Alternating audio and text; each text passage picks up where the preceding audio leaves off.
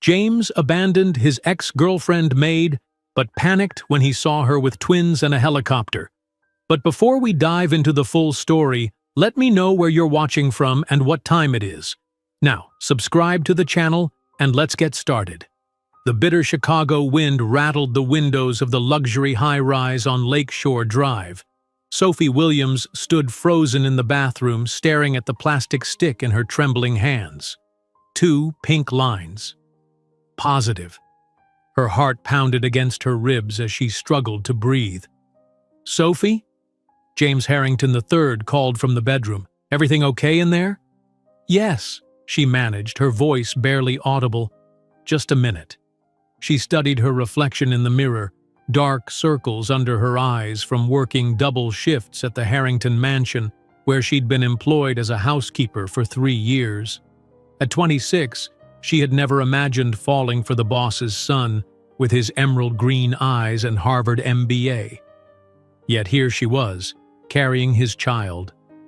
Sophie splashed water on her face, trying to calm herself. This wasn't how she'd planned to tell him, but maybe it was time. After all, he'd been pursuing her for months with secret dinners and whispered promises. "When the time is right, we'll tell everyone," he'd murmured just last week, kissing her in the mansion's basement while his parents hosted a charity gala upstairs. She opened the bathroom door, clutching the test behind her back. James lounged on his king-sized bed, scrolling through his phone, the Chicago skyline glittering behind him through floor-to-ceiling windows. "You're taking forever," he said without looking up. "We'll be late for dinner." Sophie had spent the afternoon preparing his favorite meal in his kitchen, roasted salmon with dill sauce. She'd rehearsed a dozen different ways to share the news, imagining his surprised smile, perhaps even tears of joy. "I thought we could stay in tonight," she suggested, moving closer. "I made dinner. There's something we need to talk about." James finally looked up, his handsome face softening. "You cooked? That's sweet." He set down his phone. "What's going on? You look serious." Sophie sat beside him, her heart racing. "James, we've been together for 7 months now, and you've always said that eventually." "Eventually what?" His voice held a note of wariness. She extended her hand, the pregnancy test resting on her palm. "I'm pregnant." The silence that followed seemed endless. Sophie watched James's expression transform. Confusion, shock, and then something that made her stomach clench. Hardness. "You're joking," he said finally, his voice flat. "No, I took 3 tests." Sophie attempted a nervous smile. "We're going to have a baby." James stood abruptly, walking to the window. "A domestic housekeeper pregnant with a Harrington? Are you serious right now?" Sophie flinched as if he'd slapped her. "I thought you'd be happy. You said we'd be together eventually." He turned, laughing, a cold, cutting sound unlike anything she'd heard from him before. "Be together? Look at you and look at me, Sophie. You clean bathrooms. I run a billion-dollar company. My parents would never accept this scandal, let alone Wall Street. But you said, I said what men say to get what they want." His words were ice shards. "Did you actually believe we had a future? That I'd introduce my cleaning lady as my wife at board meetings?" Sophie sat motionless, tears sliding silently down her cheeks. "I thought you loved me." James walked to his desk, pulled open a drawer and retrieved a checkbook. He scribbled quickly. $10,000, that should be enough to take care of this inconvenience. "You're asking me to abort our baby?" Her voice cracked. "I'm offering you a way out." He tore the check from the book. "You'd never be enough for my world, Sophie. It would be like mixing water and oil, humiliating for both of us." "Humiliating?" Sophie whispered. "My lawyer will contact you. You'll sign a non-disclosure agreement. You'll never mention my name, never say I'm the father." He tossed the check onto the coffee table. "Be sensible. You have no education, no money, no connections. What could you possibly offer a child?" Sophie stared at the check, her tears falling freely now. The salmon was still warming in the oven. She'd bought a bottle of sparkling cider to celebrate, unable to drink champagne now that she was pregnant. "Get your things," James said, checking his watch. "I have a dinner meeting in an hour." Sophie moved robotically, gathering her purse and coat. The pregnancy test still lay on the bed where she'd dropped it. James wouldn't even look at it. "I thought you were different," she said quietly. "And I thought you understood your place," he replied, already typing on his phone. "My driver will take you home." That night, Sophie slept on a damp mattress in her cousin's basement in South Side, clutching her small suitcase. She'd called in sick to her evening shift at the Harrington mansion, unable to face the sprawling house where she'd fallen in love with the son who now viewed her as disposable. The following morning, her phone rang. It was Mrs. Peterson, the mansion's manager. "Sophie, I'm afraid we need to terminate your employment, effective immediately." "What? Why?"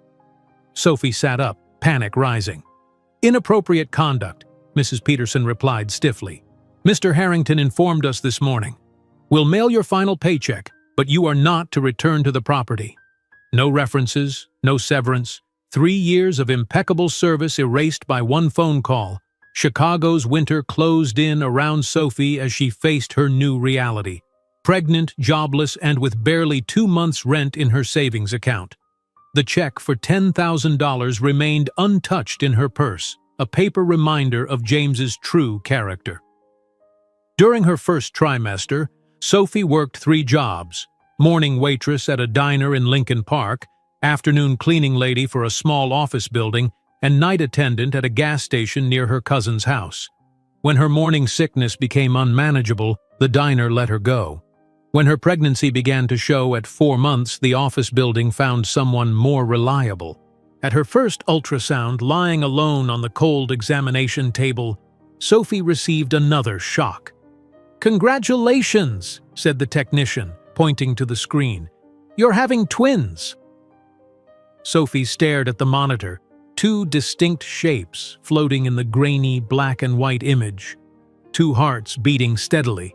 She laughed through her tears, joy and terror mingling as she realized her burden and her blessing had just doubled. By her 6th month, Sophie had been evicted from the room she'd managed to rent after leaving her cousin's basement. The same day, she collapsed at the gas station, her only remaining job, and was rushed to county hospital. "Severe anemia and dangerous stress levels," the doctor told her sternly. "You need bed rest, or you're risking both babies." "I can't rest," Sophie whispered. "I have nowhere to go." Looking out the hospital window at the Chicago skyline, Sophie watched an executive helicopter cutting through the clouds. She placed her hands on her swollen belly, feeling the twins move beneath her palms. "I won't just survive," she murmured to them. "I'll fly so high the air will be thin up there." That evening, she removed James's check from her purse. $10,000 that had once seemed like an insult now represented a potential lifeline for her children. She stared at his signature, remembering his cruel assessment. "You'd never be enough for my world." Sophie tore the check into tiny pieces, letting them fall into the hospital trash can. In her 8th month volunteering at the hospital to earn free meals, Sophie met Martin Reynolds, an elderly patient recovering from hip surgery. The founder of Reynolds Technologies, Martin was impressed by Sophie's kindness as she read to him each day.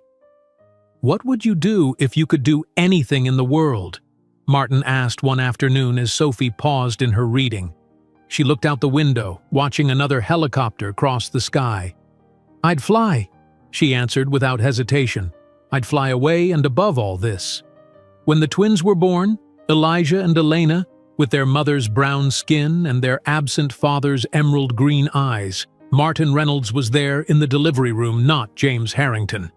And as Sophie held her children for the first time, she made them a promise. "One day we'll see the world from above, and the man who said we weren't enough will look up at the sky trying to reach us." That cold Chicago night, as Sophie whispered promises to her growing belly, she had no idea that in 14 years she would be piloting her own helicopter to a conference where James Harrington would beg for her attention. The frigid night air wrapped around Sophie like a hostile embrace as she huddled on the thin mattress in her cousin's basement. The pregnancy test that had changed everything just hours before now lay discarded in James Harrington's penthouse trash can, along with her dreams of a shared future. Sleep evaded her despite exhaustion pressing down on her shoulders like a physical weight. Morning arrived with cruel swiftness. Sophie's phone vibrated with an incoming call. Mrs. Peterson, the Harrington Mansion's stern-faced manager.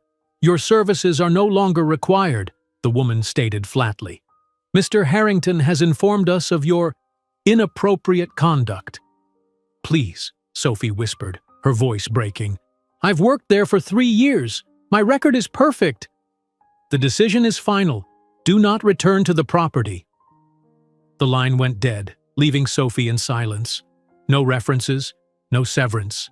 3 years of impeccable service erased with a single phone call. James had not only rejected her and their child, he had ensured she would struggle to find comparable employment. Within a week, Sophie's carefully constructed life unraveled. Her modest savings account would cover barely 2 months of rent. The $10,000 check from James remained folded in her purse, untouched, blood money she refused to spend. Chicago's winter wind howled outside as Sophie visited a small diner in Lincoln Park, her second job interview of the day. "Can you start tomorrow?" asked the manager, eyeing her skeptically. "Morning shift, 5 to noon?" "Yes, absolutely," Sophie nodded eagerly. "It's minimum wage plus tips," he warned, "and we need reliable people." By the end of her second week of pregnancy, Sophie had cobbled together 3 jobs: morning waitress at the diner, afternoon cleaning lady for a small accounting firm, and night attendant at a 24-hour gas station near her cousin's house. She slept 4 hours on good nights, her body already battling morning sickness that lasted all day. "You look terrible," remarked her cousin Denise one evening as Sophie stumbled in from her gas station shift at 2 in the morning. "This can't be good for the baby." "I don't have a choice," Sophie replied, removing her shoes with swollen feet. 18-hour workdays were already taking their toll. "I need to save enough before I start showing." The first trimester passed in a blur of exhaustion.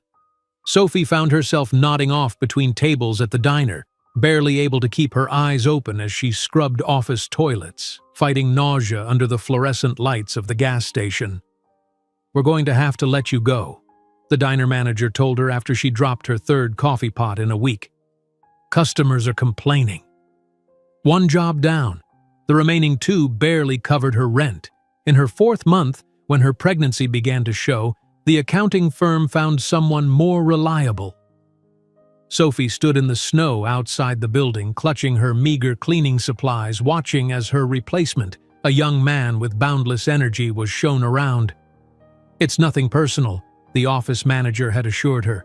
"We just need someone who can move furniture for deep cleaning." 2 jobs down. Only the night shift at the gas station remained, the lowest paying of all 3.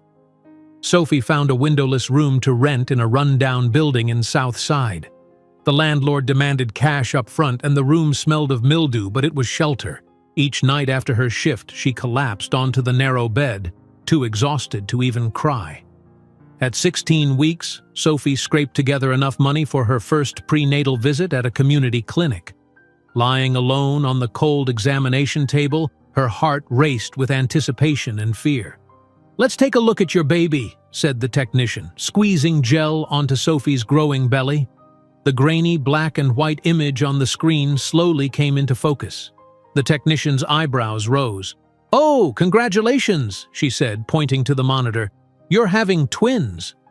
Sophie stared at the screen, at 2 distinct shapes floating in the amniotic fluid, 2 hearts beating steadily. She laughed through sudden tears, joy and terror mingling as she realized her burden and her blessing had just doubled. "Twins," she whispered, touching the screen with trembling fingers. 2 babies. Alone in the examination room after the technician left, Sophie allowed herself to cry fully for the first time since that night in James's penthouse. How would she possibly provide for 2 children when she could barely support herself? The second trimester brought new challenges. Sophie's single remaining job barely covered rent, and her food budget shrank to near nothing. She began volunteering at the community hospital 3 days a week, ostensibly to gain healthcare experience, but primarily because volunteers received free meals in the cafeteria. At 6 months pregnant, her landlord pounded on her door at 7 in the morning.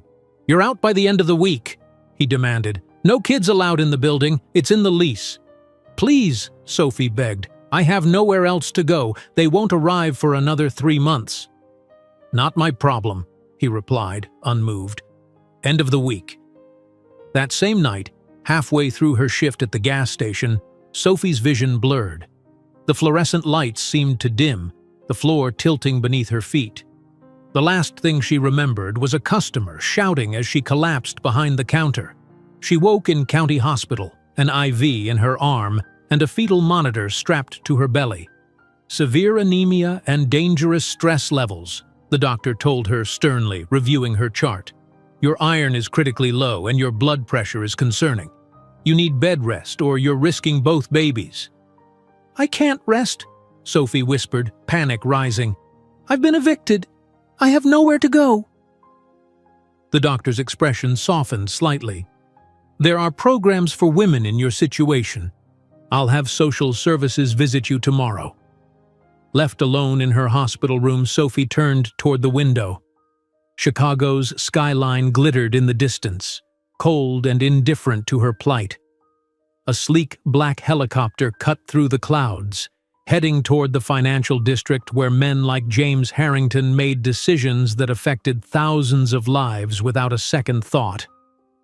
Sophie placed her hands on her swollen belly, feeling the twins move beneath her palms, their movements stronger each day. "I won't just survive," she murmured to them. "I'll fly so high the air will be thin up there." That evening, she removed James's check from her purse.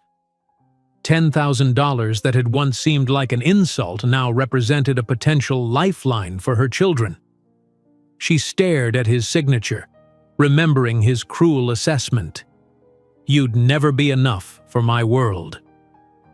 After a long moment, Sophie tore the check into tiny pieces, letting them fall into the hospital trash can. She would find another way. During her week-long hospital stay, Sophie began reading to an elderly patient in the room across from hers, a courtesy that started when she noticed the man struggling to hold his newspaper with arthritic hands. "The Chicago Tribune reports market gains for the 3rd consecutive week," she read aloud, sitting in the visitor's chair beside his bed. "Thank you, young lady," the man replied, his voice gravelly but kind. "These old eyes aren't what they used to be." His name was Martin Reynolds, she learned, founder of Reynolds Technologies and recovering from hip surgery. Despite his obvious wealth, he wore a simple hospital gown like everyone else and thanked the nurses by name. "What brings a young woman like you to visit an old man like me?" he asked on her 3rd day of reading to him. Sophie hesitated, then gestured to her pregnant belly. "Free hospital meals if I'm honest. I volunteer for food." Rather than judgment, Martin's eyes reflected understanding, resourceful. "I appreciate honesty." Each day, Sophie read to Martin, financial news, mystery novels from the hospital gift shop, even tech magazines that kept him connected to the industry he'd helped build. In return, he shared stories from his life, how he'd started Reynolds Technologies in his garage, the risks he'd taken, the failures before success. "What would you do if you could do anything in the world?" Martin asked one afternoon as Sophie paused in her reading. She looked out the window, watching another helicopter cross the sky, sleek and purposeful against the clouds. "I'd fly," she answered without hesitation. "I'd fly away and above all this." Martin studied her thoughtfully. "Why flying?" "Because in the air, no one can look down on you," Sophie explained. "Everyone is beneath you instead."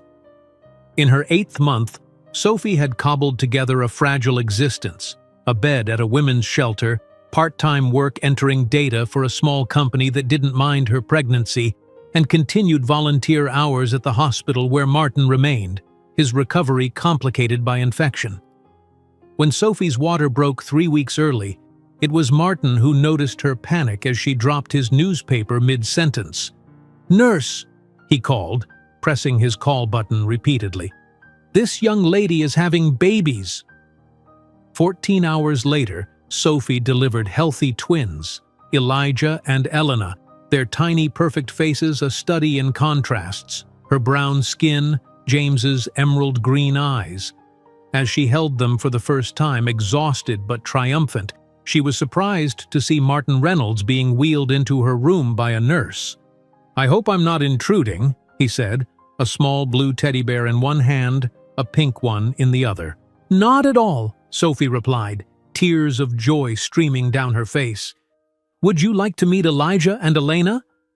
While Martin Reynolds was there when the twins were born, James Harrington remained oblivious, his world untouched by the existence of his children. As Sophie cradled her babies in her arms, she made them a solemn promise. "One day, we'll see the world from above, and the man who said we weren't enough will look up at the sky, trying to reach us." While Martin Reynolds listened attentively to Sophie's seemingly impossible dreams, he couldn't have known he was planting the seeds for an empire that would one day rival his own business achievements. The steady beep of hospital monitors created a soothing rhythm as Sophie held her newborn twins in the maternity ward. Elijah and Elena, just 3 hours old, slept peacefully in her arms, unaware of the challenges that awaited them or the extraordinary journey that had brought them into the world. "They're absolutely perfect," Martin Reynolds said from his wheelchair beside her bed. The elderly businessman had insisted on being present for the birth, despite his own ongoing recovery. "Thank you for being here," Sophie whispered, tears welling in her eyes. "I never expected to have anyone with me today." Martin's weathered hand gently touched Elena's tiny head. "Sometimes family is found in the most unexpected places." The irony wasn't lost on Sophie. The billionaire founder of Reynolds Technologies had become her most steadfast supporter, while James Harrington, whose DNA these children carried, had offered $10,000 to erase their existence. 3 days later, as Sophie prepared to leave the hospital with the twins, panic gripped her. The women's shelter where she'd been staying couldn't accommodate newborns for more than 2 nights.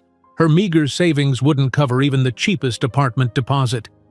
"Ms. Williams?" A hospital administrator appeared at her door with a clipboard. "There seems to be a situation with your discharge plan. Could you come with me, please?"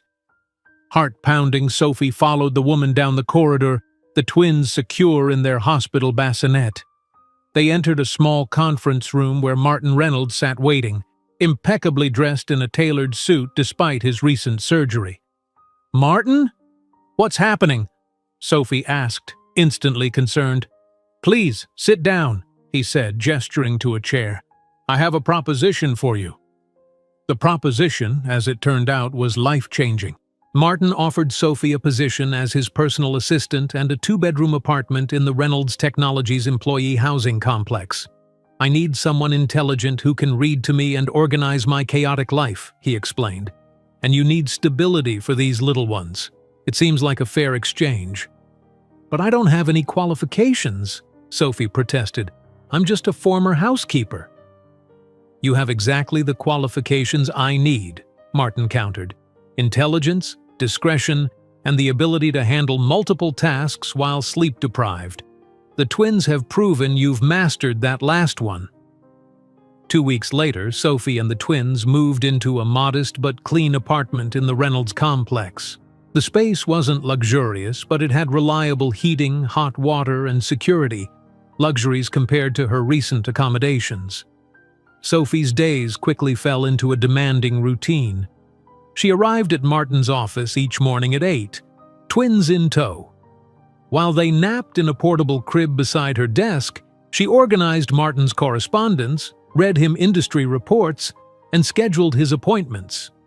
"You have the Norton meeting at 2, followed by the board call at 4, Sophie informed him one morning, 3 months into her employment. Elijah and Elena cooed quietly in their carrier, captivating every executive who entered the office. "How are you managing with these two?" Martin asked, nodding toward the twins. "We're surviving," Sophie replied with a tired smile. Dark circles rimmed her eyes, but determination shone through the exhaustion. "And your education plans?" Sophie had confided in Martin her desire to complete her GED, interrupted years ago when financial necessity forced her to start working full-time. "I've been studying after they fall asleep. The test is next month." "Good," Martin nodded approvingly. "Education is the one thing no one can take from you." Nights were the hardest. After the twins finally drifted off around 9, Sophie would spread textbooks across her small kitchen table, fighting to keep her eyes open as she studied math formulas and history dates. Some mornings, Martin would find her asleep at her desk, having arrived early to complete the studying she couldn't finish the night before. 6 months after the twins' birth, Sophie finally gathered the courage to tell Martin the full truth about their father. "James Harrington," Martin repeated thoughtfully after she'd finished her story. "Of Harrington Investments?" Sophie nodded, shame coloring her cheeks despite knowing she had nothing to be ashamed of. "He said I would never be enough for his world," she admitted quietly, "that I was just a housekeeper, that it would be like mixing water and oil." Martin's expression darkened with rare anger. "Then build a world where he wouldn't be enough for you." Those words became Sophie's mantra through sleepless nights and exhausting days. When the twins turned 1-year-old, Martin held a small celebration in his office. As executives sang "Happy Birthday," Sophie watched her children, now crawling energetically across the plush carpet with fierce pride. "They took their first steps yesterday," she told Martin later, showing him a video on her phone. "In my office," he chuckled. "Seems appropriate. These children were born to occupy corner offices." When Sophie received her GED certificate 3 months later, Martin surprised her by framing it and hanging it prominently in his office next to his own Harvard diploma. "This represents more determination than my fancy degree ever did," he told her when she protested the display. "You earned this while raising twins and working full-time. Harvard was a vacation compared to that."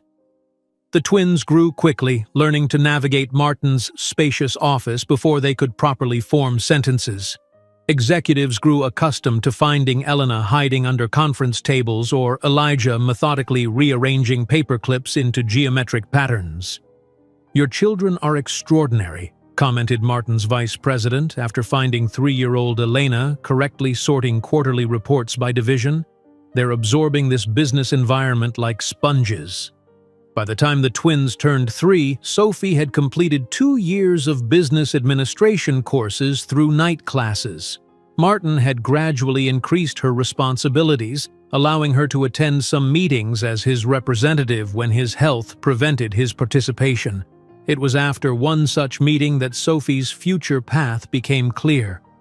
Martin had been scheduled to fly to Milwaukee for an emergency board meeting, but his doctor had forbidden travel due to elevated blood pressure. "I need someone there in person," Martin fretted. "Video conferencing won't suffice for this situation." Sophie watched from the office window as the company helicopter landed on the rooftop helipad. The sleek machine gleamed in the morning sunlight, powerful and purposeful. "What if I went?" she suggested impulsively. "I've attended enough meetings to understand the situation, and I could connect you via secure video from there." Martin considered her thoughtfully. "Can you handle the board members? They can be rather intimidating." "After facing childbirth alone, board members don't scare me," Sophie replied with newfound confidence. 4 hours later, Sophie sat in the Reynolds Technologies helicopter, marveling at the city spread beneath her. Chicago's skyline, once towering and intimidating, looked small and manageable from this height. The problems that had once seemed insurmountable appeared distant and containable. "First time flying?" the pilot asked, noticing her wide-eyed expression. "Yes," Sophie answered, unable to tear her gaze from the window. "It's liberating." "Nothing like seeing the world from above," the pilot agreed. changes your perspective. Something clicked into place for Sophie in that moment. The sensation of rising above, of seeing the bigger picture, resonated deep within her. This was freedom. This was power. This was the answer to James Harrington's cruel dismissal. When she returned from Milwaukee, having successfully represented Martin's interests at the board meeting, she made her decision. "I want to learn to fly," she told Martin the next morning. Not just as a hobby, as a career. Martin studied her with his shrewd businessman's eye. Because when you're in the air, no one looks down on you, Sophie explained, echoing her words from the hospital. "You're the one controlling where you go. You're the one with the power." The twins played quietly nearby, now sturdy 3-year-olds with their mother's determination and their absent father's striking green eyes. "It won't be easy," Martin warned. "Pilot training is expensive and time-consuming." "I know," Sophie acknowledged, "but I need to show my children that we determine our own altitude in life." The next day, Martin called Sophie into his office. On his desk lay a large envelope. "Your enrollment in aviation school is paid for," he announced without preamble. "Classes start next month. We'll adjust your schedule here to accommodate your training." Sophie stared at the envelope, speechless. "Consider it an investment," Martin continued, "in you and those remarkable children." With trembling hands, Sophie accepted the envelope that would change the trajectory of her life. "I don't know how to thank you." "Succeed," Martin said simply. "That will be thanks enough."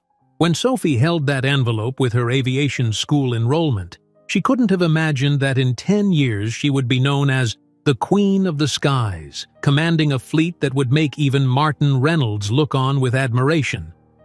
The small envelope containing Sophie's aviation school enrollment felt like a talisman in her hands, heavy with promise and possibility. She stared at it, tears welling in her eyes as the reality of Martin's gift sank in. "Are you crying, Mommy?"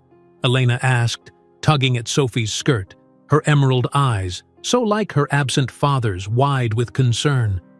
Sophie quickly wiped her tears. "Happy tears, sweetheart. Sometimes grown-ups cry when they're very happy." 4 years passed in a blur of exhaustion and exhilaration. Sophie's life became a carefully orchestrated ballet of responsibilities. By day, she managed Martin Reynolds' corporate affairs, taking notes in board meetings and translating complex financial documents into concise briefings. By night, she studied aerodynamics, navigation systems, and meteorology until her eyes burned. The precious hours in between belonged exclusively to Elijah and Elena, now 7 years old and increasingly curious about the world. "Mommy, why do you never sleep?" Elijah asked one night, finding Sophie at the kitchen table at 2 a.m, flight manuals spread before her. "Because dreams don't work unless you do," she answered, kissing his forehead and sending him back to bed. Sleep became a luxury Sophie could rarely afford. 5 hours a night became her maximum, often less. Dark circles shadowed her eyes, but a new confidence straightened her spine. Each small victory, each test passed, each flight hour logged, was another step away from the woman James Harrington had dismissed as not enough. In the flight simulator, Sophie displayed natural aptitude that surprised her instructors.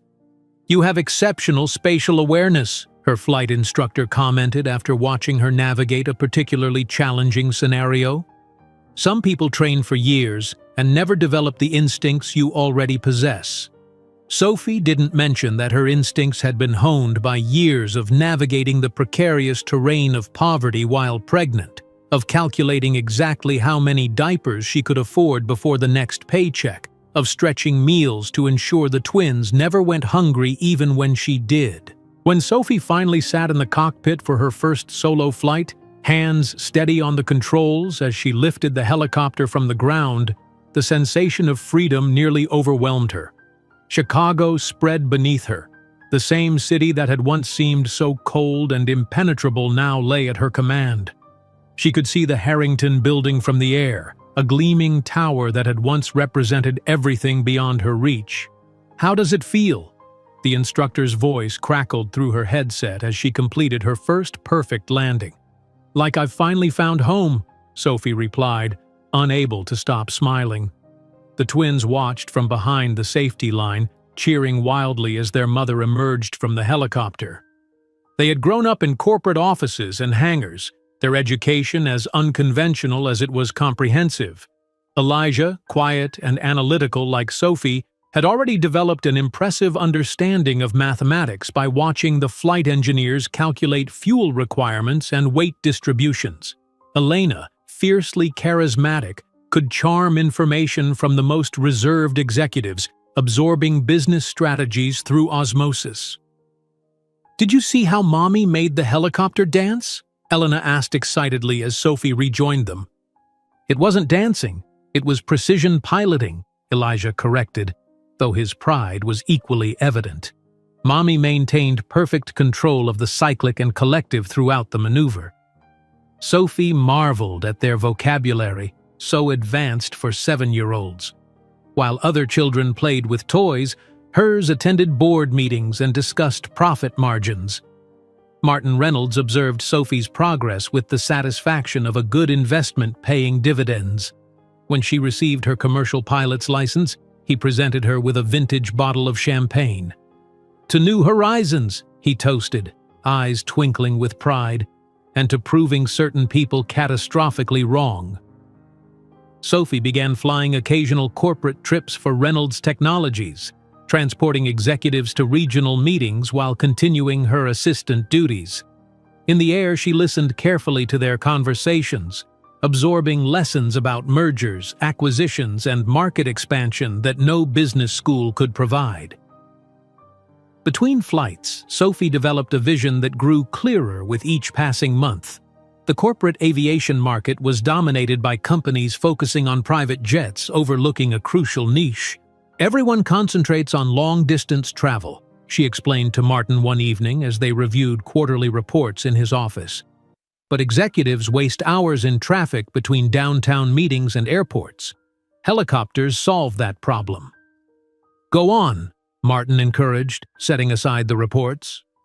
"Time is the only resource billionaires can't buy more of," Sophie continued, warming to her subject. "We could sell them precious minutes by offering premium helicopter service between urban centers, not just transportation and experience." Martin studied her thoughtfully. "You're describing a helicopter charter service?" "No," Sophie shook her head. "A lifestyle company that happens to use helicopters. Exclusivity, efficiency, and exceptional service that makes clients feel like the center of the universe." The twins, now familiar fixtures in Martin's office, looked up from their homework. Elijah was calculating flight patterns between Chicago skyscrapers while Elena sketched logos for imaginary companies. "It sounds like a solid concept," Martin admitted, "but starting an aviation company requires significant capital." "I know," Sophie acknowledged. "I'm not ready yet, but someday." When Martin suffered a mild heart attack during a tense board meeting 3 months later, Sophie's theoretical plans were suddenly thrust into practical application. Without hesitation, she took control of the situation, directing the emergency response while simultaneously calming panicked board members. During Martin's 2-week recovery, Sophie seamlessly assumed many of his responsibilities, running operations with such efficiency that several board members noted the smooth transition. "Ms. Williams conducted the quarterly investors' call with remarkable poise," commented the chief financial officer. "The markets responded positively despite Reynolds' absence." Martin, monitoring company affairs from his hospital bed, watched with undisguised pride as Sophie navigated complex negotiations and strategic decisions. When she organized an emergency video conference with international partners, coordinating across 5 time zones with flawless precision, the board members who had once viewed her as merely Reynolds' assistant began regarding her with new respect. "She has the same vision Martin had at 30, remarked one director to another after Sophie presented a compelling analysis of market opportunities in emerging economies. Late one night, after the twins had fallen asleep surrounded by textbooks and diagram papers, Sophie sat at her small desk sketching ideas for a logo. The name had come to her during her last flight, as she'd watched the clouds from above rather than below. "Skybound aviation," she murmured, testing how it sounded. She drew a sleek, stylized helicopter silhouette with golden wings. Beneath it, in elegant script, she added the tagline, "Beyond Limits." The sketch represented more than a business concept. It embodied Sophie's promise to her children and herself that they would rise above circumstances, expectations, and limitations, above James Harrington's cruel dismissal. When Martin returned to work, he found Sophie's sketch on his desk, placed there not as a request, but as a declaration of intent. "Skybound aviation," he read aloud, examining the design. "Ambitious." "Too ambitious?" Sophie asked, watching his reaction carefully. Martin smiled, the expression warming his lined face. "Nothing is too ambitious for someone who mastered helicopter piloting while raising twins and running half my company." 2 days later, on Sophie's 35th birthday, Martin presented her with a leather portfolio. Inside was not just a birthday card, but a comprehensive business plan for skybound aviation. Market analysis, financial projections, investor presentations, and implementation strategies. "My gift to you," he said simply, "when you're ready." Sophie opened the meticulously prepared documents with trembling hands. Martin had created a roadmap for turning her dream into reality, complete with potential investor contacts and regulatory guidance. "This must have taken months," she whispered, overwhelmed by his belief in her. "Good investments require proper due diligence," Martin replied with a wink. As Sophie studied the detailed business plan Martin had prepared for her, the same business magazine that announced James Harrington's engagement to an oil heiress hit the newsstands, unaware that it would soon feature the former housekeeper on its cover. Sophie stared at the business plan in her hands, tracing her fingers over the embossed leather portfolio Martin had given her. For weeks she'd been studying every detail, absorbing the market analyses and financial projections like oxygen. The twins, now 8 years old, watched her with curious eyes as she spread the documents across their small dining table each evening. "Are we really going to have our own helicopters, Mommy?" Elena asked, her emerald eyes, so like the father she'd never met, sparkling with excitement. "Not yet, sweetheart," Sophie replied, "but we're going to try." 3 months after receiving Martin's business plan, Sophie made her decision. The twins were thriving in school, demonstrating remarkable aptitude beyond their years. Her savings, modest but steadily growing from her dual roles as Martin's assistant and occasional corporate pilot, had reached a critical threshold. It was time. On a crisp autumn morning, Sophie sat across from Martin in his expansive office, her back straight, hands steady. "I'm ready," she stated simply. Martin nodded as if he'd been expecting this moment. "How much can you invest personally?" $87,000, Sophie answered. "Every dollar I've saved in the last 8 years." "And how much do you need?" $350,000 for a decent used Bell 407, Sophie replied without hesitation, plus operating capital, insurance, and certification costs, approximately $500,000 total to launch properly. Martin leaned back in his chair, studying her with shrewd eyes. "I'll guarantee a loan for $400,000. The bank will want collateral. I'll provide it.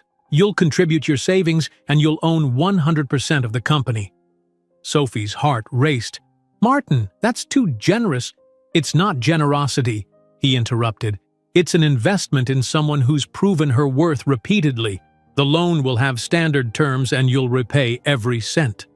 His eyes twinkled. "I expect to be your first client, of course." 2 weeks later, Sophie stood in a private hangar outside Chicago, staring at the gleaming Bell 407 helicopter before her. It wasn't new. The aircraft had 8 years and 2,000 flight hours on it. but it had been meticulously maintained and now bore the freshly painted Skybound Aviation logo, a sleek, stylized helicopter silhouette with golden wings. "Is it really ours?" Elijah asked, his small hand in hers, his normally analytical expression replaced by childlike wonder. "Yes," Sophie whispered, her voice catching. "It really is." Her hands trembled slightly as she signed the final purchase papers, officially becoming the owner of both the helicopter and Skybound Aviation LLC. The twins helped clean every inch of the aircraft that weekend, Elijah calculating fuel consumption rates while Elena carefully applied the gold leaf details to the company logo on the door. "This is where we'll put the passengers' names," Elena declared, pointing to a spot beneath the door handle. "So they feel special, like movie stars." The first month of operations tested every ounce of Sophie's resolve. She had secured a small office space at a regional airport and established an online booking system, but the phone remained stubbornly silent most days.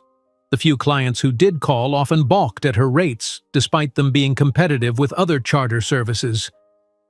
"People trust established names," Sophie explained to the twins one evening as they sat in their small office, all three making cold calls from a list of potential corporate clients. "We have to prove ourselves." Elijah and Elena had become fixtures in the fledgling business, doing homework in the back of the helicopter between flights, using the engine's hum as background music for their studies. They attended every client meeting, impressing executives with their poise and articulation. By the second month, Sophie had calculated that without new clients, their operating capital would last barely 2 more months. The loan payments loomed, and doubt began to creep in during sleepless nights. "Perhaps I was foolish," she confessed to Martin during a rare moment of vulnerability. "Maybe James was right. Maybe this world isn't for someone like me." "That," Martin said firmly, "is precisely the kind of thinking that ensures failure. You've survived far worse than a slow business launch." Sophie redoubled her efforts, attending every business networking event in Chicago, distributing elegantly designed cards while enduring the skeptical looks that greeted the female pilot. She crafted a unique service approach, focusing on personalized attention rather than mere transportation. At one networking breakfast, a potential client asked pointedly, "Why should I choose Skybound over established operators like Executive Air or Charter Elite?" Sophie smiled, unfazed. "Because for them, you're just another client code in their system. For Skybound, you're our entire focus. When you fly with us, you're not buying transportation. You're buying time, privacy, and the certainty that your needs come first." Slowly, clients began to book second flights, then refer colleagues. Sophie's impeccable service and exceptional piloting skills generated quiet buzz among Chicago's executive class. A few loyal clients emerged, providing just enough revenue to keep operations running, if barely profitable. Then came the snowstorm that changed everything. A massive winter system shut down O'Hare International Airport, stranding thousands of travelers, including Maxwell Porter, CEO of Vertex Pharmaceuticals. Porter was desperate to reach downtown Chicago for a merger signing that would either make or destroy his company's future. "Every charter company has refused to fly in this weather," Porter's assistant explained desperately over the phone. "Mr. Porter is willing to pay triple your normal rate if you can get him from Milwaukee to Chicago." Sophie studied the weather radar carefully. The storm was severe but had clear pockets between bands. With precise timing and careful navigation, a skilled pilot could manage it. "I'll be in Milwaukee in 40 minutes, she decided. "Have him ready." The twins watched with wide eyes as Sophie prepared for the flight. "Is it dangerous, Mommy?" Elena asked quietly. Sophie knelt before her children. "There's risk, but I've calculated it carefully. Sometimes the most important opportunities come disguised as impossible challenges." The flight through the snowstorm required every bit of Sophie's skill and concentration. Wind buffeted the helicopter mercilessly. Visibility dropped to near zero at times, and ice threatened to form on the rotors. Yet Sophie navigated with precision, finding the safer air corridors between storm bands, maintaining constant communication with air traffic control. Porter, initially tense and skeptical of the small charter company, watched Sophie's confident handling of the aircraft with growing respect. When they landed safely on the helipad atop Chicago's Vista Tower, the pharmaceutical CEO was visibly impressed. "You just saved my company," he said, shaking Sophie's hand vigorously as the snow swirled around them. "How can I repay you?" "By remembering skybound aviation the next time you need to be somewhere that matters," Sophie replied simply. The next morning, Porter's assistant called with extraordinary news. Vertex Pharmaceuticals wanted to contract Skybound Aviation as their exclusive Chicago area aviation provider. The 12-month contract would guarantee a minimum of 20 flight hours monthly, enough to stabilize Skybound's finances completely. That evening, Sophie and the twins celebrated with pizza on the floor of their small apartment, the contract documents spread before them like treasure maps. "Does this mean we're rich now?" Elena asked, cheese stretching from her slice. "Not rich," Sophie corrected, "but secure and growing." 2 weeks later, a small article appeared in the Chicago Business Journal. "Female pilot braves storm, saves pharmaceutical deal." The piece, barely 3 paragraphs long, mentioned Skybound Aviation and included a quote from Maxwell Porter praising Sophie's exceptional skill and unwavering commitment. Sophie carefully clipped the article, framing it for the office wall. It was the first public recognition of her company, modest but a beginning. "One day," she told the twins as they admired the framed clipping, "our story will be much bigger than 3 paragraphs." Neither Sophie nor the twins could know that the small newspaper clipping she proudly displayed would be merely the prelude to a media storm that, in 6 years, would put her face on the cover of Forbes as "the woman who conquered the skies," the same edition that James Harrington would read with disbelief in his failing office. The small newspaper clipping framed on Sophie's office wall had become something of a talisman for Skybound Aviation. 3 years after that fateful snowstorm flight, what had begun as a single helicopter operation had blossomed into a thriving enterprise with 7 aircraft and 15 employees. Sophie Williams, now 36, stood at the floor-to-ceiling windows of Skybound's headquarters, which occupied an entire floor of a downtown Chicago office building. "Mom, the Witherspoon contract is ready for your signature," called Elijah, his 11-year-old frame already tall for his age, his analytical mind sharper than most adults Sophie encountered in business. "And Mrs. Kensington called again about changing her Thursday flight to Friday," added Elena, not looking up from the tablet where she was plotting flight coordinates with an ease that astounded the company's senior pilots. Sophie smiled at her twins, the little geniuses who had become minor celebrities in Chicago's corporate circles. CEOs and executives who initially booked Skybound for its exceptional service now requested the twins' presence, amused and impressed by their precocious business acumen. "The Morrison meeting is in 20 minutes, Sophie reminded them, smoothing her tailored navy suit, a far cry from the cheap polyester uniform she'd worn cleaning the Harrington mansion. "Do you have your presentation ready?" Elijah nodded, holding up a sleek tablet.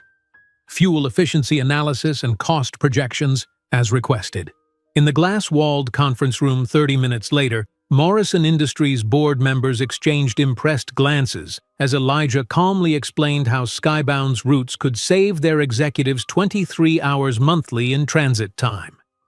"Your son has quite a future in finance," whispered the CFO to Sophie as Elena seamlessly transitioned to discussing their privacy protocols.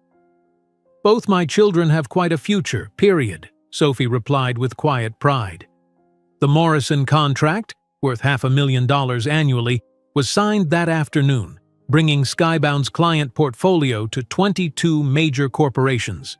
What had begun as desperation in a snowstorm had evolved into Chicago's premier executive helicopter service, known for absolute discretion and flawless execution. Later that week, Sophie sat across from a venture capitalist in Skybound's elegant conference room, the Chicago skyline providing a dramatic backdrop to their conversation. 40% equity for $5 million in expansion capital, the investor offered, leaning back confidently. It's a generous valuation for a company your size. Sophie smiled politely, exchanging a quick glance with Martin Reynolds, who sat quietly in the corner.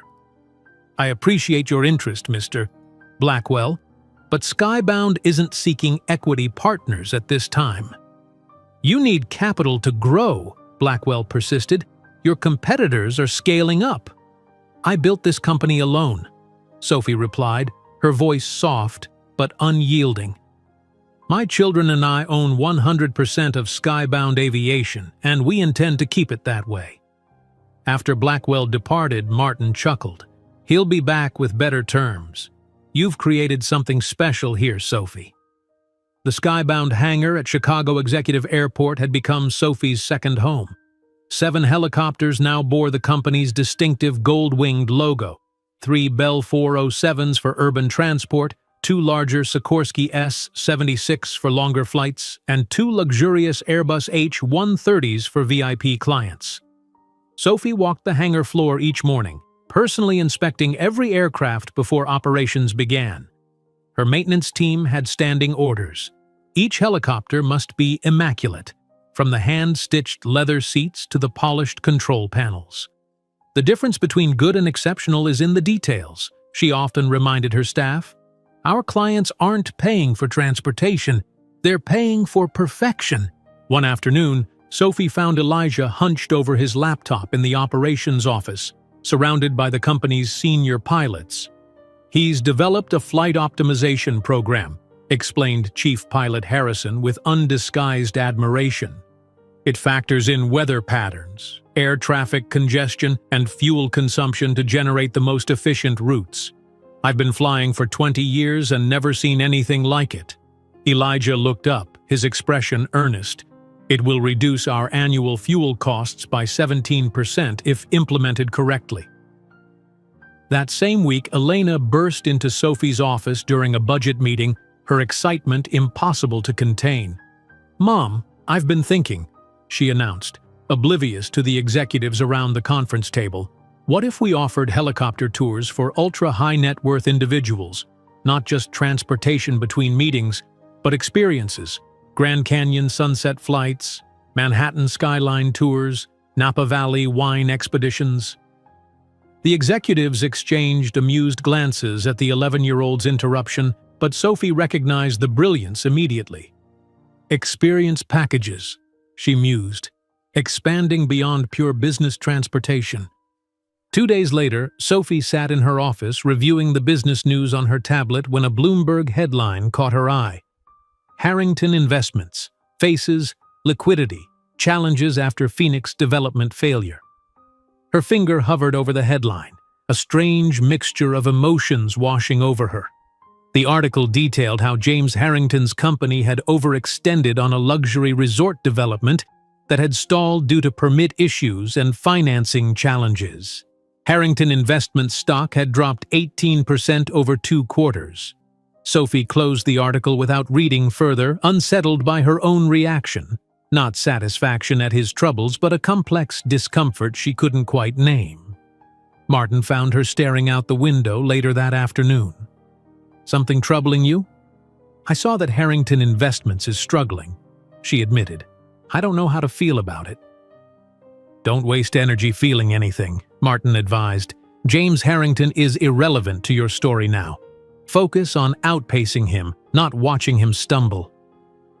2 weeks later, Sophie attended the National Aviation Expo in Las Vegas, where she negotiated the purchase of 2 new luxury helicopters to accommodate Elena's experience packages concept. During a financing discussion with a banker, an unexpected name surfaced. Interesting timing, the banker remarked casually. Harrington is seeking financing for a resort development in the same Colorado location you're considering for your luxury helicopter tours. Sophie kept her expression neutral. Is that so? Their proposal crossed my desk last week. beautiful property near Aspen, but their numbers seem optimistic given their recent troubles. With a single phone call to her contacts in Colorado's Zoning Commission, Sophie could likely delay or derail James's project. The commission chairman owed Skybound a favor after Sophie had evacuated his family during last year's forest fires. One suggestion about environmental concerns would trigger reviews that could stall the project for months. That evening, alone in her hotel room, Sophie stared at her phone, the chairman's number on the screen. Her finger hovered over the call button as she considered the power she now held. Power to inflict the same kind of damage James had once inflicted on her. After a long moment, Sophie set the phone down and instead called her operations team. "We're proceeding with the Colorado expansion as planned," she instructed. "The view is better from above, and I won't be distracted by ground-level concerns." Upon returning to Chicago, Sophie found the twins waiting with an unexpected question. "Mom," Elena began hesitantly during dinner in their now spacious downtown apartment, "why don't we ever talk about our father?" Sophie set down her fork, sensing the moment she'd always known would come. "What made you think about that now?" "Kids at school talk about their dads," Elijah explained. "We know we have one biologically, but you never mention him." Sophie took a deep breath, choosing her words carefully. "Your biological father made a choice before you were born. He chose not to be part of our lives." "Did he know about us?" Elena pressed, her green eyes, so like his, searching Sophie's face. "Yes," Sophie answered honestly. "He knew, and he decided he didn't want to be involved." "Did he not like us?" Elena's voice was small.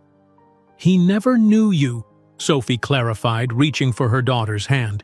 "His decision had nothing to do with you and everything to do with him. He chose not to be part of something extraordinary." "Are we extraordinary?"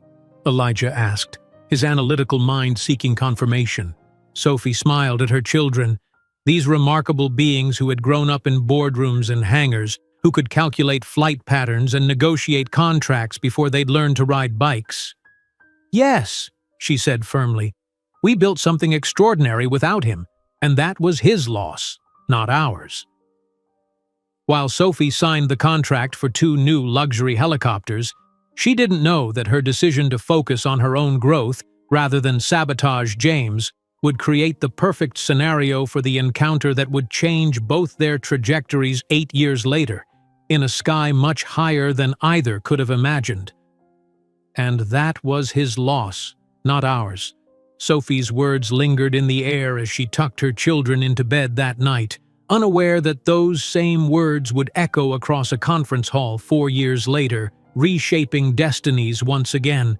The sleek black helicopter with gold detailing descended gracefully toward the Denver skyline, the morning sun glinting off its polished exterior.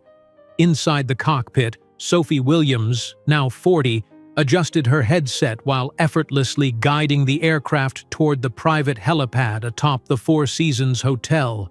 Her skybound aviation uniform, navy with gold accents, fit her perfectly, a far cry from the ill-fitting housekeeping uniforms of her past.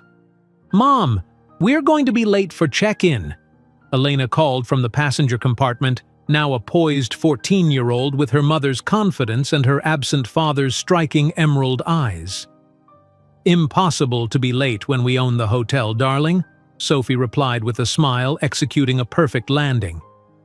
Behind Elena, Elijah looked up from his tablet where complex algorithms scrolled across the screen. "The registration deadline is 11:30, regardless of ownership status," he noted, precise as always. 4 years had transformed Skybound Aviation from a promising regional operator into an aviation powerhouse. The company now boasted 35 aircraft, helicopters and private jets, serving the most discerning clientele across North America. Annual revenue had reached $180 million, with company valuation touching $420 million. Sophie Williams, once dismissed as a mere housekeeper, now commanded boardrooms with the quiet authority that came from building something extraordinary. The Skybound headquarters occupied a gleaming tower in downtown Chicago, the company logo, now recognized throughout the industry, dominating the skyline. The twins had grown up in that rarefied atmosphere of corporate success, learning mathematics by calculating flight distances and physics by observing aerodynamics in action. As they descended from the helicopter, a hotel manager rushed forward to greet them. "Ms. Williams, everything is prepared for your stay.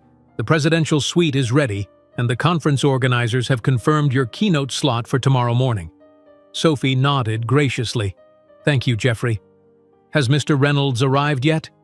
"Not yet, ma'am. His jet is scheduled to land within the hour." Martin Reynolds, now 78 but still sharp as ever, had become more than a mentor. He was family, the grandfather the twins had never otherwise known. His unwavering belief in Sophie had been rewarded beyond his wildest expectations as Skybound grew from a single helicopter to an aviation empire. In the presidential suite, Elijah immediately connected his tablet to the room's system, projecting tomorrow's presentation onto the wall. "I've updated the projections for the real estate division," he announced, highlighting a complex chart. "Based on current market trends, the integrated heliport properties should generate 43% higher valuations compared to standard luxury developments." At 14, Elijah had already developed proprietary algorithms that the company's senior analysts regularly consulted. His ability to process complex datasets and identify patterns had proven invaluable as Skybound expanded beyond aviation into strategic real estate investments. "The Aspen property renderings came in," Elena added, swiping through stunning architectural designs on her tablet. "I suggested they adjust the helipad orientation for better sunset views during landings." While Elijah inherited Sophie's analytical precision, Elena possessed natural business instincts that belied her age.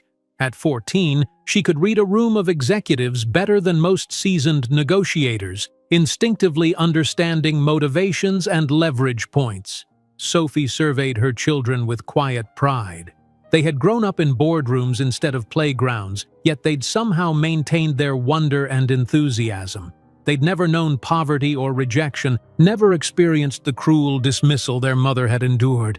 The painful foundation of their success remained known only to Sophie, Martin, and the man who had deemed them unworthy of his world. "This National Real Estate Conference is crucial for us," Sophie reminded them, reviewing her notes for tomorrow's keynote. "The expansion into luxury properties with integrated helipads represents our largest diversification yet."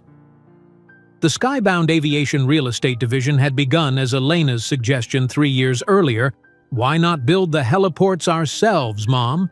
and had rapidly evolved into a lucrative business model. By developing luxury properties with private helicopter access, Skybound created a seamless experience for ultra-high net worth individuals, homes, transportation, and exclusivity in one integrated package. A gentle knock at the door announced room service, a light lunch arranged on silver platters. As they ate, Sophie's phone chimed with a message from Martin. "Landed. Meeting you for dinner at 7. Bringing the documents." "The merger paperwork must be finalized," Sophie explained to the twins. "This partnership with Reynolds Technologies will change everything." The planned merger between Skybound Aviation and Reynolds Technologies would create a transportation and technology juggernaut valued at $1.2 billion. For Martin, it represented a perfect legacy, passing his company to someone he trusted implicitly. For Sophie, it marked the final validation of her vision. That afternoon, while the twins reviewed market reports, Sophie stood at the suite's window, gazing across Denver's skyline. Somewhere in this same city, James Harrington was presumably preparing for the same conference, unaware that the paths he had once tried to separate would converge dramatically. Sophie had spotted his name on the conference speaker list 3 weeks earlier. Harrington Investments was listed for a panel discussion on luxury development financing strategies. Ironic, given the company's recent struggles with exactly such financing. "You seem distracted," observed Martin Reynolds when they met for dinner that evening in the hotel's private dining room. Despite his age, he maintained the sharp intelligence that had built his technology empire. "Having second thoughts about the merger?" "Not at all," Sophie assured him, accepting the glass of wine he offered. just thinking about tomorrow's conference." Martin's eyes twinkled knowingly. "About the conference or about a particular attendee?" Sophie sighed. Martin knew her too well. "I saw his name on the speaker list."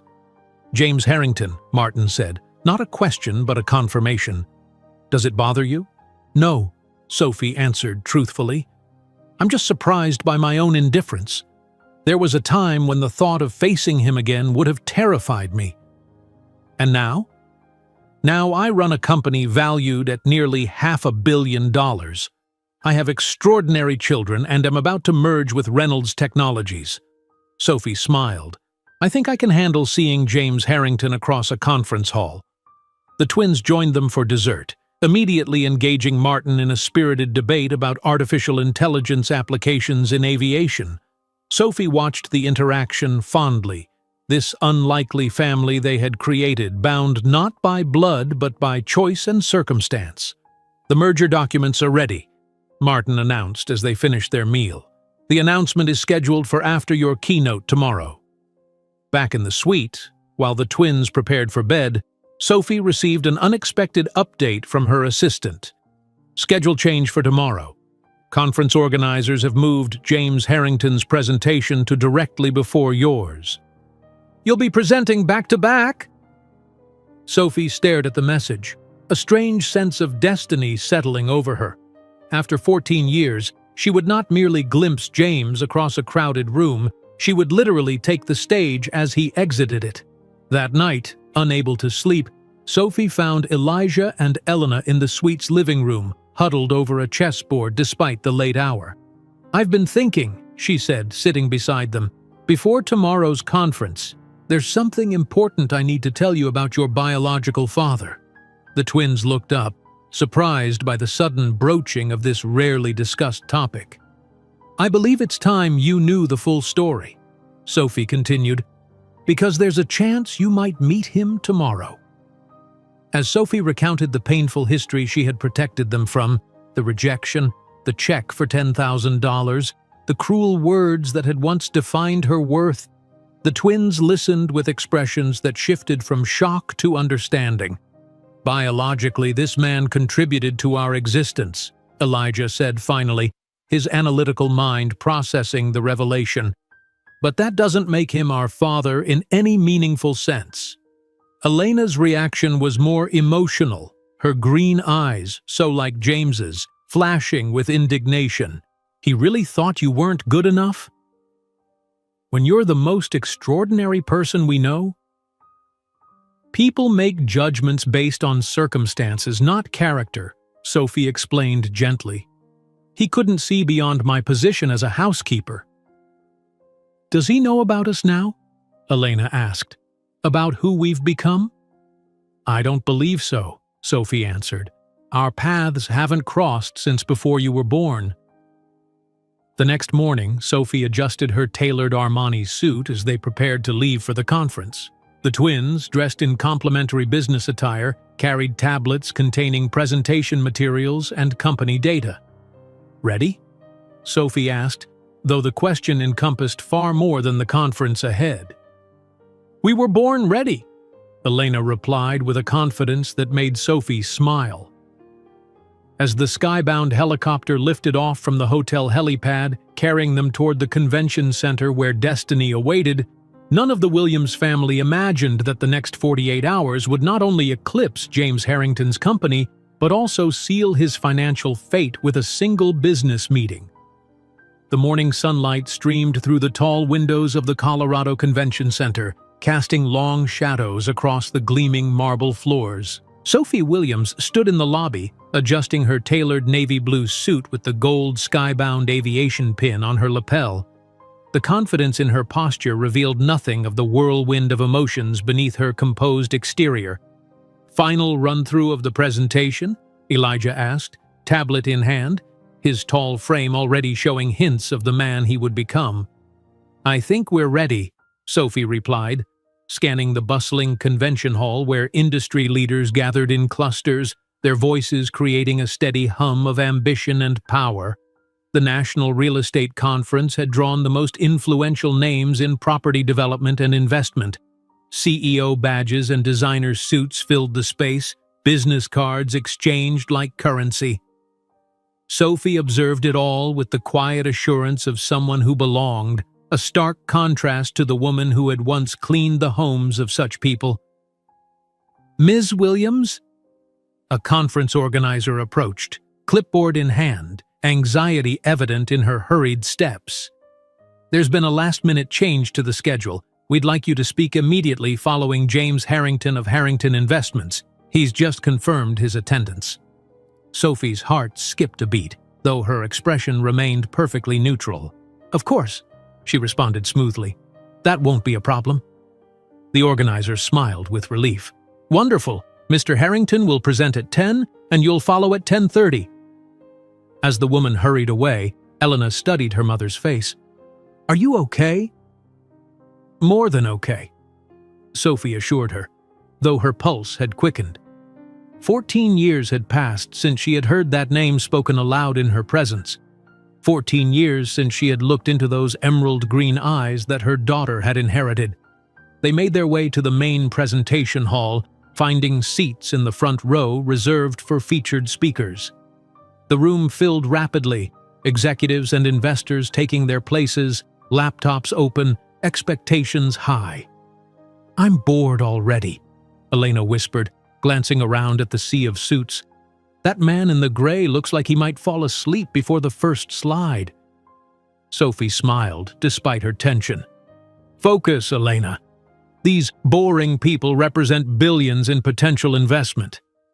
At precisely 10 o'clock, the conference moderator approached the podium. "Ladies and gentlemen, our next speaker is the CEO of Harrington Investments, a leader in luxury real estate development for over 3 decades. Please welcome James Harrington." Sophie sat perfectly still as James walked confidently onto the stage. At 45, he remained handsome, his hair now touched with distinguished silver at the temples, his posture impeccable in a bespoke charcoal suit. Yet subtle signs of strain showed in the tight lines around his mouth, the slight shadows beneath his eyes, marks of recent business difficulties that no expensive tailoring could conceal. "Good morning," James began, his voice carrying the same polished authority Sophie remembered. "It's a pleasure to share Harrington Investments' vision for the future of luxury real estate." As he launched into his presentation, Sophie observed him with clinical detachment. His slides displayed renderings of an ambitious resort development, though the financial projections seemed optimistic given the company's recent setbacks. Investors in the audience exchanged skeptical glances, several checking their phones during his explanation of funding structures. "And that's why Harrington Investments remains committed to the future of luxury real estate," James concluded with his practiced smile. "Thank you for your time." The applause was polite but restrained, the tepid response of a room not quite convinced. "And now," announced the moderator, "we have the honor of welcoming a visionary in the executive aviation sector whose company has revolutionized how business leaders travel. Please welcome Sophie Williams, CEO of Skybound Aviation." James froze halfway to the steps. His confident stride faltered as his eyes scanned the room, finally landing on Sophie as she rose gracefully from her seat. For one electric moment, their gazes locked, shock and recognition flashing across his features while cool determination settled over hers. As Sophie passed James on the stairs to the stage, she offered only a brief professional nod. He remained motionless, his attention suddenly captured by the teenagers in the front row, particularly the girl with the striking green eyes identical to his own. "Thank you," Sophie began, her voice clear and commanding as she took her position at the podium. Skybound Aviation began with a simple premise. While some build toward the sky, we decided to conquer it. From his seat in the audience, James watched, transfixed. The woman who had once cleaned his parents' mansion now commanded the stage with authority, discussing aircraft acquisition strategies and market expansion with effortless expertise. The same woman he had dismissed as insufficient now detailed her fleet of 35 aircraft and her company's upcoming move, the acquisition of a private jet company for $95 million. The audience that had been checking emails during James's talk now leaned forward, captivated. Investors who had seemed skeptical minutes before were now taking extensive notes, nodding with appreciation at Sophie's precise analysis of market opportunities. By integrating private heliports into luxury properties, Sophie continued, we're not just selling transportation or real estate, we're offering the ultimate luxury: time. The most precious resource that even billionaires cannot purchase more of. James's eyes kept drifting to the teenagers in the front row. The boy was clearly calculating something on his tablet, his focused expression reminiscent of Sophie's. The girl was watching her mother with undisguised pride, occasionally scanning the room as if assessing potential clients. When Sophie concluded her presentation, the applause was immediate and enthusiastic. Investors surrounded her as she descended from the stage, business cards extended, questions flowing. James stood at a distance, observing the scene with a mixture of disbelief and dawning comprehension. During the networking lunch that followed, he maneuvered through the crowd, working his way toward Sophie's table. She sat among admirers, the twins flanking her like young executives rather than teenagers.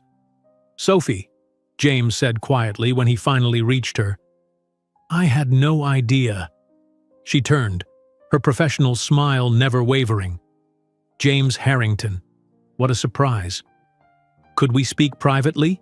he asked, his voice lower than intended. "I'm afraid I'm quite busy," she replied, glancing at her platinum watch. "I have a meeting with the Reynolds Technologies board in 15 minutes. "Reynolds? Martin Reynolds?" James paled visibly. "You work with him?" "Actually, he's my primary investor and mentor, as well as godfather to my children." As if on cue, Elijah and Elena approached the table. "Mom, Mr. Reynolds is already in the conference room," Elijah informed her, his voice carrying the precision of someone twice his age. James stared at the teenagers, unable to tear his gaze away from features that mirrored his own. "Elijah, Elena, this is James Harrington of Harrington Investments," Sophie introduced calmly. "Mr. Harrington, my children." "Pleasure to meet you," James stammered, extending a trembling hand. Elena shook it briefly, her assessment coolly professional. "Your presentation was interesting, but your numbers on Denver real estate appreciation seem overly optimistic given current market trends." James blinked, disconcerted by the accurate analysis delivered in a voice so young yet so confident. "If you'll excuse us," Sophie said, gathering her materials. "We have business to attend to." As Sophie and the twins walked away, James remained rooted in place, watching the family he had rejected 14 years earlier navigate the room with ease, receiving nods of respect from the same business elite who had barely acknowledged his presentation. During the evening reception, James observed from across the room as Sophie conversed animatedly with Martin Reynolds and other industry giants. News spread quickly through the event. Skybound Aviation and Reynolds Technologies would announce a historic merger, creating the largest executive transportation company in the country. Fortified by 3 whiskeys, James approached Sophie again as she stood momentarily alone near the bar. "We need to talk about the children, Sophie," he insisted, his voice urgent. She raised an eyebrow. "Children? They're 14 years old, James." "I know they're mine." "Correction, they were yours. Now, they're simply my children. I have rights." "Rights?" Sophie laughed, drawing glances from nearby guests. "Let me remind you of your exact words. You'd never be enough for my world. Well, I've created my own world, James, one in which you are completely irrelevant."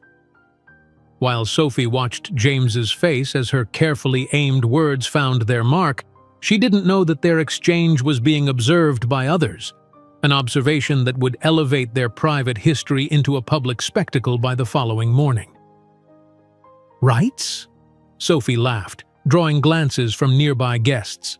"Let me remind you of your exact words. You'd never be enough for my world." "Well, I've created my own world, James." one in which you are completely irrelevant." Her words hung in the air between them, sharp and precise as a surgeon's scalpel. James flinched visibly, his confident facade cracking just enough to reveal the panic beneath. "The twins deserve to know their father," he pressed, lowering his voice as he noticed the curious glances from nearby executives. "They deserve a father who wanted them from the beginning," Sophie countered, her voice steady despite the emotions churning beneath her composed exterior. "Not one who shows interest only after discovering their net worth." Across the elegant ballroom of the Denver Grand Hotel, the gala dinner for the National Real Estate Conference was in full swing. Crystal chandeliers cast a warm glow over tables dressed in white linen, where the most powerful names in business dined on gourmet fare. At the center table, clearly visible to all, sat Martin Reynolds with Elijah and Elena. The three of them engaged in animated conversation with the CEOs of 3 Fortune 500 companies. James followed Sophie's gaze to that table. "They're extraordinary," he admitted, a note of genuine wonder in his voice. "How did you... they're so impressive, articulate, successful?" Sophie supplied. "Yes, they are. Without a single contribution from you." Before James could respond, a waiter approached with a message card on a silver tray. "Ms. Williams, Mr. Reynolds requests your presence at the main table. The announcement is scheduled in 20 minutes. Sophie nodded. "Please inform him I'll be right there." As the waiter departed, she turned back to James. "If you'll excuse me, I have a billion-dollar merger to announce." Throughout the ballroom, hushed conversations buzzed with anticipation. Word had spread quickly about the impending announcement between Skybound Aviation and Reynolds Technologies. Investment bankers huddled in corners, frantically calculating the market implications. Tech reporters positioned themselves strategically for the best photos.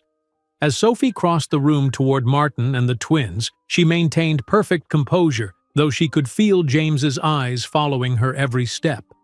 The contrast between them couldn't have been more stark. Sophie in her tailored Versace gown, radiating confidence and success, while James remained by the bar, his once impeccable suit now seeming slightly worn at the cuffs, his expression haunted. "Everything all right?" Martin asked quietly as Sophie took her seat beside him. At 78, his eyes retained their shrewd perception. "Just ghosts from the past," Sophie replied. "Nothing that matters now." Elena leaned closer to her mother. "He keeps staring at us. It's getting creepy." Sophie squeezed her daughter's hand reassuringly. "Focus on tonight. This is our moment, not his." After dinner, the event's MC tapped his microphone, calling for attention. "Ladies and gentlemen, we have a special announcement this evening. I invite Martin Reynolds, founder of Reynolds Technologies, and Sophie Williams, CEO of Skybound Aviation, to the stage." Applause rippled through the room as Martin and Sophie approached the podium together, the twins following a step behind. From his position near the bar, James watched the tableau with increasing agitation, downing another whiskey. "Tonight, I'm delighted to announce the merger of Reynolds Technologies and Skybound Aviation," Martin began, his voice strong despite his age. "This union creates a transportation and technology powerhouse valued at $1.2 billion. Cameras flashed as Martin continued, detailing how the merger would revolutionize executive travel through integrated technology solutions. Throughout the announcement, Sophie stood tall beside him, her expression serene as she watched her life's work reach its pinnacle. When it was Sophie's turn to speak, her gaze swept the room confidently. 14 years ago, I had nothing but determination and 2 newborn children. Today, Skybound Aviation serves the most discerning clients in the world because we understand that true luxury isn't about ostentation, it's about transcending limitations. The symbolism wasn't lost on those who knew her story, or on James, who gripped his whiskey glass so tightly his knuckles whitened. After the formal announcement, Sophie was surrounded by well-wishers and potential partners. Investment bankers who had once dismissed her now pressed business cards into her hand. Tech journalists who had celebrated Martin's legacy now clamored for Sophie's perspective on the future. James waited, watching from the periphery until the crowd around Sophie thinned. His face flushed from alcohol. He approached just as she finished a conversation with the chairman of a major investment firm. "Sophie, please," he said, his voice slightly slurred. "5 minutes. That's all I'm asking." Martin observed the interaction with concern, but Sophie gave him a reassuring nod. "I can handle this." She led James to a quiet corner of the ballroom, away from curious ears. 3 minutes, she stated, checking her platinum watch. "I'm ruined," James confessed without preamble, the polished facade crumbling completely. "The investigation, investors pulling out, I need your help." Sophie studied him with clinical detachment. 14 years ago, I needed yours. I know, and I regret it deeply. I was cruel, arrogant, and stupid. I agree with your self-assessment." James ran a hand through his silver-streaked hair, desperation evident in every gesture. "What can I do to fix this? To be part of their lives?" Sophie smiled softly, the expression not reaching her eyes. "That's the mistake you keep making, James. Thinking everything has a price, that everything can be negotiated or purchased. That's not what I'm saying. 14 years ago, you evaluated me and decided I wasn't worth the inconvenience. Now I've evaluated you and decided the same. They're my children too," James hissed, frustration breaking through. "No, James," Sophie replied, her voice steady. "They're the product of your cells, but they're the result of my life, my effort, my love. You built nothing with them. You have no right to harvest." Across the room, Elijah and Elena watched the exchange carefully, their expressions revealing nothing of their thoughts. They stood with Martin, forming a united front that excluded James completely. "What am I supposed to do?"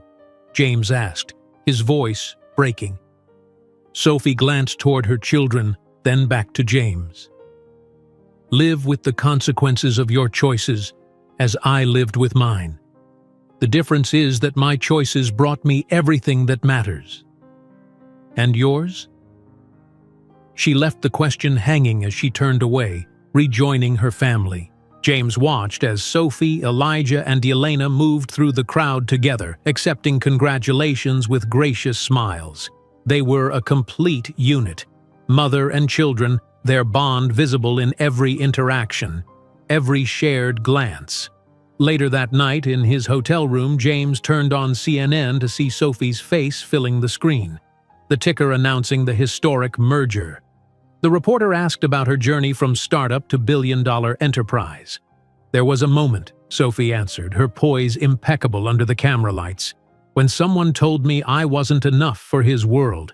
It was the most important moment of my life because I decided to create a world where I would be more than enough. I would be extraordinary." James switched off the television, the silence of his room pressing in around him. Through the window, he could see a black helicopter with gold detailing lifting off from the hotel's rooftop helipad. Sophie and her children departing for their next destination, their ascent smooth and purposeful against the night sky. While Sophie's helicopter crossed the star-filled sky toward California, James Harrington remained alone in Denver, contemplating the empire he had built crumbling around him, while the empire he had rejected soared higher than his skyscrapers would ever reach. While Sophie's helicopter crossed the star-filled sky toward California, James Harrington remained alone in Denver, contemplating the empire he had built crumbling around him, while the empire he had rejected soared higher than his skyscrapers would ever reach. The morning sun streamed through the windows of James's hotel room, casting harsh light on his rumpled suit from the previous night. He reached for the remote to silence the television, but froze when he saw the headline scrolling across the bottom of the screen. Skybound Aviation and Reynolds Technologies announce historic $1.2 billion merger. Below it, a smaller caption: Harrington Investments faces investigation for tax irregularities. James pressed the volume button, heart pounding as the business reporter continued. Sources close to the investigation suggest problematic accounting practices dating back several years at Harrington Investments. The company's stock dropped an additional 12% in pre-market trading. His phone buzzed with a message from his CFO. Board emergency meeting at noon. Not good. The Denver Business Journal lay on the desk, delivered with his breakfast tray. The front page featured a striking photograph of Sophie, Martin Reynolds, and the twins at last night's announcement, their faces radiant with success. James stared at the teenagers, his children, their confident postures and intelligent eyes, evident even in newsprint. A small arrow at the bottom directed readers to page 5 for Harrington Investments investigation details. James showered and dressed mechanically, his mind racing between damage control strategies for his company and the shocking revelations of the previous day. Sophie Williams, the housekeeper he'd dismissed as beneath him, now commanded a business empire that dwarfed his own, and those children, his children, were poised to inherit it all. 2 floors above in the presidential suite, Sophie sat with Elijah and Elena at the breakfast table, the same newspaper spread before them. "So he's really our biological father," Elena said, studying the small photo of James accompanying the article about his company's troubles. "He looks ordinary." "Genetics is merely a starting point," Elijah observed, methodical as always. "Environmental factors and personal choices are far more determinative of outcomes." Sophie watched her children process this information with the maturity that continually amazed her. "I should have told you sooner," she admitted. "I wanted to protect you from feeling unwanted." "We never were unwanted," Elena stated firmly. "You wanted us enough for 2 parents." Sophie reached across the table, squeezing their hands. "I need you to understand something important. What James did, rejecting us, it wasn't about our value. It was about his limitations. He couldn't see beyond social status and appearances. His myopia proved financially detrimental," Elijah noted, gesturing to the article about the investigation. "Statistical analysis suggests companies with diverse leadership outperform homogeneous ones by 28%. Sophie smiled at her son's clinical assessment. "Sometimes justice arrives on its own schedule." A knock at the door announced Martin Reynolds, impeccable in a tailored suit despite the early hour. "The press conference is set for 11, he announced. "Financial Times, Wall Street Journal, Bloomberg, they're all sending their top reporters." Elena straightened her shoulders. "Are we participating, grandfather?" Martin beamed at the title the twins had bestowed upon him years ago. Of course, the future leadership of the merged companies should be visible from day one. As Sophie prepared for the press conference, her assistant's phone call brought unexpected news. "Ms. Williams, Mr. James Harrington is in the lobby. He's insisting on seeing you, carrying flowers." "Flowers?" Sophie repeated incredulously. "Lilies," the assistant confirmed. "He says he has a partnership proposal." Sophie exchanged glances with Martin, who raised an eyebrow. "Desperate men make desperate moves," he observed. "Tell him I'm unavailable," Sophie instructed, then hesitated. "No, wait. Let the twins decide if they want to meet him." Elijah and Elena listened carefully as Sophie explained the situation.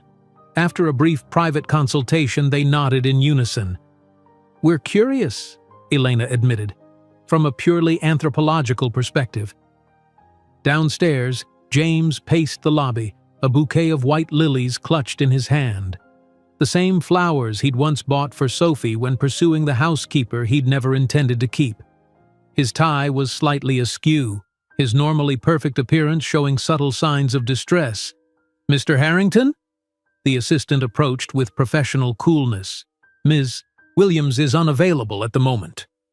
"Please," James insisted, his voice betraying his desperation. "I need to speak with Sophie.